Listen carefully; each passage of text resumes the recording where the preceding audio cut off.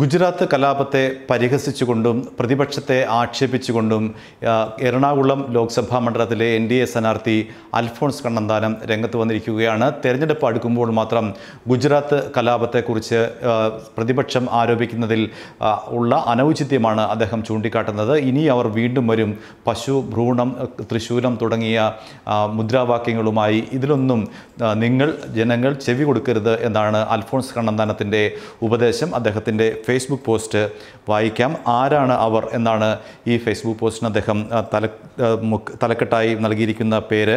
അവർ ഇത്തവണയും വരും. ഗുജറാത്ത് ഭ്രൂണം, ശൂലം, ഗർഭിണി, പശു, ചാണകം, ബീഫ് തുടങ്ങിയ നട്ടാൽ മുളയ്ക്കാത്ത നുണകളുമായി നിങ്ങളെ തേടി വരും. അവരുടെ ഉദ്ദേശം വ്യക്തമാണ്. നിങ്ങളെ ഭയപ്പെടുത്തണം, നിങ്ങളെ അവരുടെ വോട്ട് ബാങ്കാക്കി മാറ്റണം, അവരുടെ കാര്യം നേടണം. ഒരമ്മ പെറ്റ മക്കളെ പോലെ ഒന്നായി നിൽക്കേണ്ട നമ്മളെയാണ് അവരുടെ സ്വാർത്ഥ ലാഭങ്ങൾക്ക് വേണ്ടി തമ്മിലടിപ്പിക്കുന്നത്. അവരാരാണെന്ന് മലയാളികൾക്ക് നന്നായി അറിയാം. പക്ഷേ തുറന്നു പറയാൻ ഭയമാണ്. ആ ഭയമാണ് അവർ പറയുന്നതെന്തും തലകുലുക്കി സമ്മതിക്കാൻ മലയാളിയെ നിർബന്ധിതരാക്കുന്നത്. പക്ഷേ നമുക്ക് സത്യം പറയാതിരിക്കാനാവില്ല. ശബ്ദമില്ലാത്തവർക്ക് വേണ്ടി ശബ്ദം ഉയർത്താതിരിക്കാനാവില്ല. നമുക്ക് തുറന്നു പറഞ്ഞേ കഴിയൂ. അവരാണ് യഥാർത്ഥ വർഗീയവാദികൾ, ഞങ്ങളെ തമ്മിലടിപ്പിച്ച് ചോര കുടിക്കുന്ന രാക്ഷസ കുറുക്കന്മാർ. അതിനുശേഷം അണ്ടർലൈൻ ഇട്ടിട്ട് അദ്ദേഹം പറയുന്നു, പിതാവേ അവരോട് ക്ഷമിക്കരുതേ, അവർ ചെയ്യുന്നത് എന്തെന്ന് അവർ നന്നായി അറിയുന്നുണ്ട് എന്നാണ് അദ്ദേഹത്തിൻ്റെ ഫേസ്ബുക്ക് പോസ്റ്റ് അവസാനിക്കുന്നത്. ഏതായാലും കണ്ണന്താനത്തെ സംബന്ധിച്ച് പ്രതിപക്ഷത്തെ അതിരൂക്ഷമായി വിമർശിക്കുകയാണ്. കാരണം ഗുജറാത്ത് കലാപവുമായി ബന്ധപ്പെട്ട് നൂറുകണക്കിന് പേരാണ് അന്ന് കൊല്ലപ്പെട്ടത്. ഇപ്പോഴും ആ കലാപ വിഷയം പലപ്പോഴും പ്രതിപക്ഷം തെരഞ്ഞെടുപ്പ് ആയുധമാക്കാറുണ്ട്.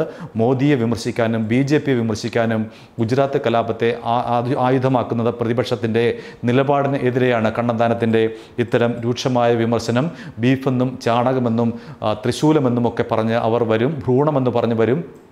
പലപ്പോഴും പ്രതിപക്ഷം ആരോപിക്കാറുള്ളത് അന്ന് ഗർഭിണിയുടെ വയറ്റിലേക്ക് തൃശൂലം കുത്തിയിറക്കി കലാപകാരികൾ എന്നാണ്. അതിനെ പരിഹസിച്ചുകൊണ്ടാണ് ഇപ്പോൾ കണ്ണന്താനത്തിൻ്റെ ഇത്തരമൊരു ഫേസ്ബുക്ക് പോസ്റ്റ്.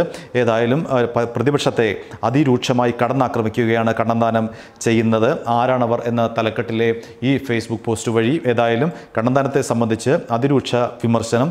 പ്രതിപക്ഷ നേതാക്കൾ ഇതിനോട് ഏത് തരത്തിൽ പ്രതികരിക്കുമെന്ന് അറിയില്ല. മറ്റ് എടുത്തു പറയത്തക്ക ഒരു കാര്യം അദ്ദേഹം പലപ്പോഴും പറയാറുള്ളത്, എനിക്ക് സ്വന്തമായ ഒരു ഫേസ്ബുക്ക് അക്കൗണ്ട് ഇല്ല എന്നുള്ളതാണ്. പക്ഷേ അദ്ദേഹത്തിൻ്റെ പേരിലുള്ള ആ അക്കൗണ്ടിൽ നിരവധി പ്രചരണ കാര്യങ്ങളാണ്, അപ്പോഴപ്പോഴുള്ള അപ്ഡേഷൻസ് ഉണ്ടാവാറുണ്ട്. തെരഞ്ഞെടുപ്പ് പ്രചരണവുമായി ബന്ധപ്പെട്ട ഫോട്ടോകളും ഒപ്പം തന്നെ കമൻറ്റുകളുമൊക്കെ വന്നു നിറയുന്ന ഒരു ഫേസ്ബുക്ക് അക്കൗണ്ട് അദ്ദേഹത്തിൻ്റെതായി ഉണ്ട്.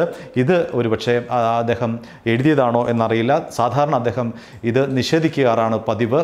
ഏതായാലും ഇത്തരത്തിലുള്ളൊരു പോസ്റ്റ് ഇപ്പോൾ വന്നിരിക്കുന്നു. അൽഫോൺസ് കണ്ണന്താനത്തിൻ്റെ പേരിൽ തന്നെയുള്ള ഔദ്യോഗിക ഫേസ്ബുക്ക് പോസ്റ്റാണ് ഇത് എന്ന് നമുക്ക് മനസ്സിലാക്കേണ്ടിയിരിക്കുന്നു. ഏതായാലും ഇതുമായി ബന്ധപ്പെട്ട് കൂടുതൽ വിശദീകരണത്തിന് അൽഫോൺസ് കണ്ണന്താനം ഇതുവരെ തയ്യാറായിട്ടില്ല. അദ്ദേഹം തന്നെ ആണ് ഇത് എഴുതിയതെന്ന് നമുക്ക് കരുതേണ്ടിയിരിക്കുന്നു. അദ്ദേഹം ഒരിക്കലും അങ്ങനെ പറയാറില്ല. പക്ഷേ ഔദ്യോഗികമായ ഒരു ഫേസ്ബുക്ക് പോസ്റ്റ് എന്ന നിലയിൽ അദ്ദേഹത്തിന് ഇത് സമ്മതിക്കേണ്ടി വരും. അല്ലെങ്കിൽ ഏതെങ്കിലും തരത്തിൽ ഇതിനെതിരെ വ്യാജമാണെങ്കിൽ അദ്ദേഹത്തിന് തീർച്ചയായും നടപടി സ്വീകരിക്കാം. പക്ഷേ ഇതുവരെ അങ്ങനെ ഒരു നടപടി അദ്ദേഹം സ്വീകരിച്ചതായി നമുക്ക് അറിയില്ല.